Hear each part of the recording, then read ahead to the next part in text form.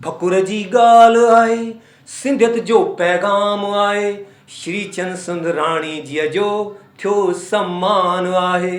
हिकु अहिड़ो सिंधी असांजो भाउ श्रीचंद सुंदराणी जंहिं अकेले ई छत्तीसगढ़ विधानसभा जे इलेक्शन में खटी असां सिंधियुनि जो नालो रोशन कयो। सिंधु दर्शन पारां खेनि लख लख वाधायूं हुजनि। श्रीचंद सुंदराणी जे खटण जी ख़ुशीअ में पूज्य सिंधी सेंट्रल पंचायत ऐं सिंधु चेतना मंच मिली रखियो हिकु शानदार जानदार प्रोग्राम। हिन मौक़े ते मंत्री अमर अग्रवाल श्रीचंद सुंदराणीअ जो भव्य सन्मान कयो।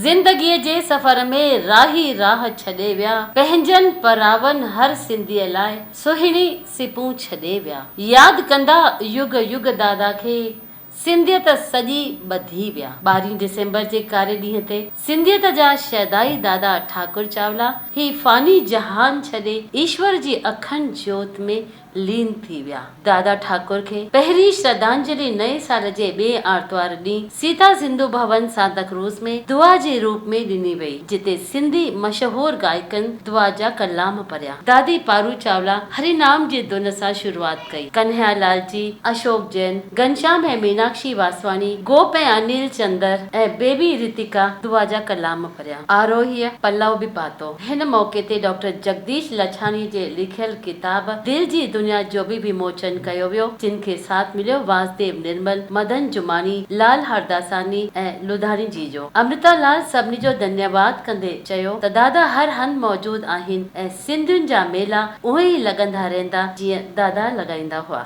त वॾियुनि ख़बरुनि खां पोइ हलूं था फटाफट ख़बरुनि ते।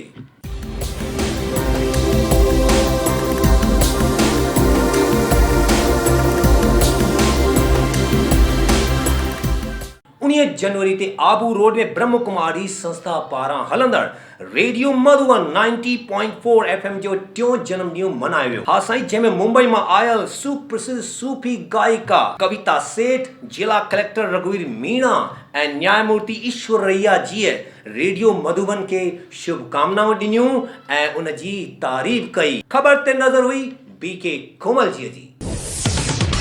जोधपुर जे चौपासनी हाउसिंग बोर्ड स्थित स्वामी टेऊराम मंदिर में विस्पति ॾींहुं यानी 16 जनवरी ते पूर्णिमा जो शानदार उत्सव धाम धूम सां मनायो वियो।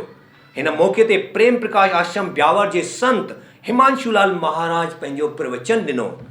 गॾोगॾु विमोचन थियो अमरापुर दरबार पारां नए साल 2014 जे धार्मिक कैलेंडर जो। ख़बर ते नज़र हुई जोधपुर जे regional bureau chief Jethanand Lalwani ji ji. Makar Sankranti जे मौक़े ते ॾाढो सुहिणो नज़ारो हो ॾींहं में। हा साईं, उॾामंदे पतंगुनि जो ऐं राति में बैलून वारा पतंग उॾामण जो। इन लाइ वरदानी परचानी परिवार ऐं ॿिया सिंधी इकट्ठा थिया सूरत परचानी पार्क में। ख़बर ते नज़र हुई अड्डाजन सूरत जे regional bureau chief Tekchand Parchani जी जी। फटाफट ख़बरुनि खां पोइ ईंदड़ वक़्त जी हलचल ख़बरुनि ते हलूं था। सिंधी साहित्य अकेडमी छत्तीसगढ़ पारां अॼु यानी 26 जनवरी जे ॾींहुं थी रहियो आहे राष्ट्रीय छेज प्रतियोगिता जो कार्यक्रम ऐं 2, 3, 4 फरवरी जे ॾींहंनि ते थींदो नाट्य प्रदर्शन। वञिजो ज़रूर साईं। प्रेम प्रकाश मंदिर भाटा पारा में 22 खां 26 जनवरी तक हा साईं माता समुझबाई स्मृति जो 3हों वार्षिक महोत्सव जो अॼु समापन थी रहियो आहे। तव्हां ज़रूर वञिजो साईं, निमंत्रण अथव तव्हांखे। त इहे हुयूं ख़बरूं बिग न्यूज़ खां पोइ फटाफट खां पोइ हलचल। हाणे मुकेश अडवाणी वठंदो तव्हां खां इजाज़त। अचण वारियूं एडवर्टाइज़मेंट ऐं पोइ सिंधियत जो सवाल। जय झूलेलाल।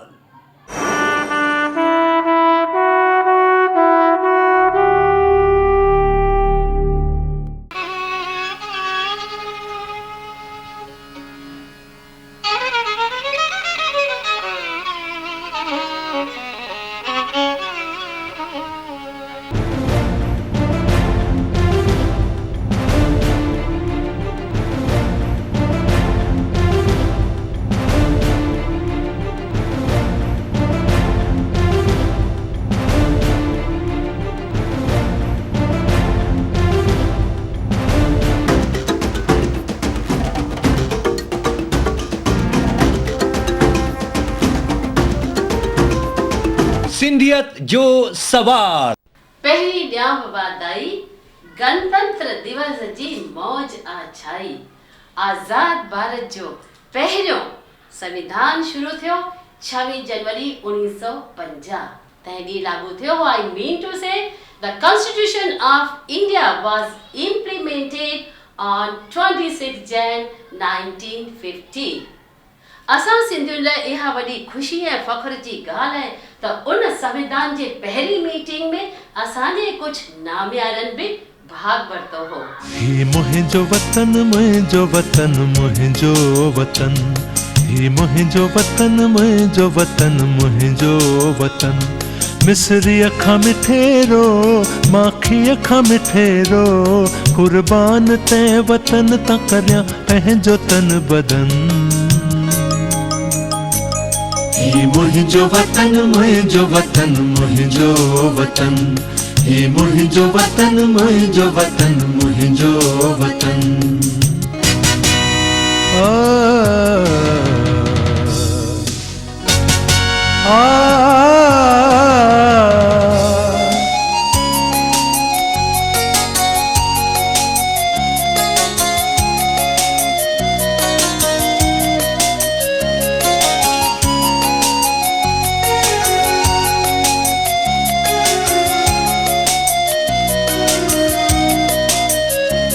पंहिंजे वतन जी आव जे हालत करियां बयान,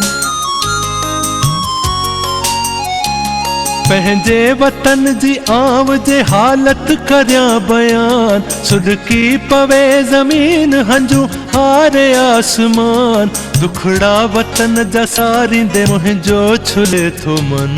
ही मुंहिंजो वतन मुंहिंजो वतन मुंहिंजो वतन, ही मुंहिंजो वतन मुंहिंजो वतन मुंहिंजो वतन। अरे इहा त हुई गुज़िरियल ज़माने जी ॻाल्हि, पर रहिजी वियो गुज़िरियल हफ़्ते जो सुवाल हो त अमर शहीद हेमू कलाणीअ खे शहादत पाते घणा साल थिया?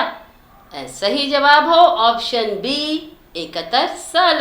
सही जवाब ॾियण वारनि मां इनाम खटंदड़ आहे नारंगी शहर नागपुर ज़री पटका जो पिंटू बजाज।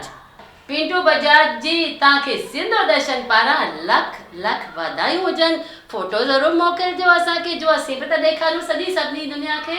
हिन हफ़्ते जो सुवालु थियव त असांजे संविधान खे लागू थिए घणा साल गुज़रिया आहिनि? ऑप्शन ए आहे 64 साल, ऑप्शन बी आहे 65 साल ऐं ऑप्शन सी आहे 66 साल। त ॾियो जवाब फटाफट। स्क्रीन ते ॾिनल कंहिं बि हिकु नंबर ते पंहिंजे नाले, सही जवाब ऐं एरिया सां। पर इनाम खटंदे पंहिंजो फोटो बि ज़रूरु खिचाइबो, जो ॾेखारियो वेंदो ईंदड़ हफ़्तनि जे एपिसोड्स में। असीं फेसबुक ते बि अवेलेबल आहियूं, असां वेबसाइट ते बि आहियूं, लिंक्डइन ऐं ट्विटर ते बि मौजूदु आहियूं। त बाक़ी राह छा जी पिया ॾिसो, जल्दी SMS कयो। तव्हांजे जवाबनि जे इंतज़ार में मां चंदा वीरानी ऐं सिंधो दर्शन वेट करे थो। त ॾियो मूंखे इजाज़त। जय झूलेलाल।